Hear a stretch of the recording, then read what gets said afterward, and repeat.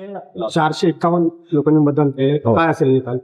चांगलाच आहे. आमचे महायुतीचे उमेदवार अमरनाथ राजूरकर चांगल्या मताधिक्याने निश्चित निवडून येतल्याची परिस्थिती आहे. इकडे किती होईल मतदान? आता हे का आज मी काही भविष्यकार नाही की सांगू शकतो किती मतं मिळतील, पण निश्चितच बहुमताच्या पेक्षा जास्त मतं मिळतील. साहेब, महसूल आयुक्त या संदर्भामध्ये आपले संग्राम आमदार महसूल आयुक्त विभागून होणार आहे असं म्हटलं जात आहे लातूर आणि नांदेडला. हे बरोबर आहे. ते असं माझ्याकडे अधिकृत काहीच माहीत नाहीये. असं काही लातूरचे सहकारी जे आहेत आमदार हे तोडगा काढण्याच्या मनस्थितीमध्ये आहेत आणि तोडगा काढायची त्यांची इच्छा असेल तर आम्ही सुद्धा प्रतिसाद नक्की देऊ. शिवसेनेचे आज मेळावे होतात. 6,000 लोक तिकडे गेलेत. अजून दोन्हीकडे मेळावा असणार आहे. असं की आता शिवसेनेची जी अवस्था आहे त्यांनी उद्धवजी ठाकरे यांनी आत्मपरीक्षण करण्याची गरज आहे.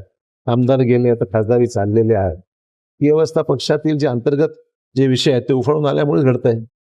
एकीकडे जर बघितलं गेलं तर विरोधक एकनाथ शिंदेचे विरोधक म्हणून अनेक खासदारांना किंवा भाजपचे विरोधक म्हणून निवडून दिलं होतं.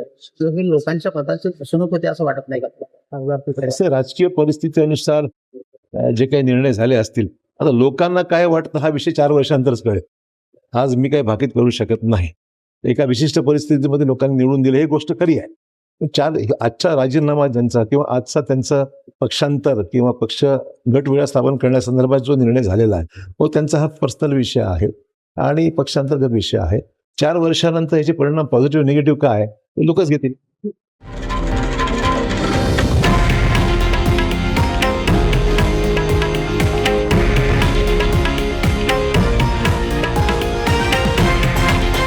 हे आहे देशातील नंबर 1 न्यूज नेटवर्क आणि आपण पाहत आहात TV9 मराठी, एकमेव.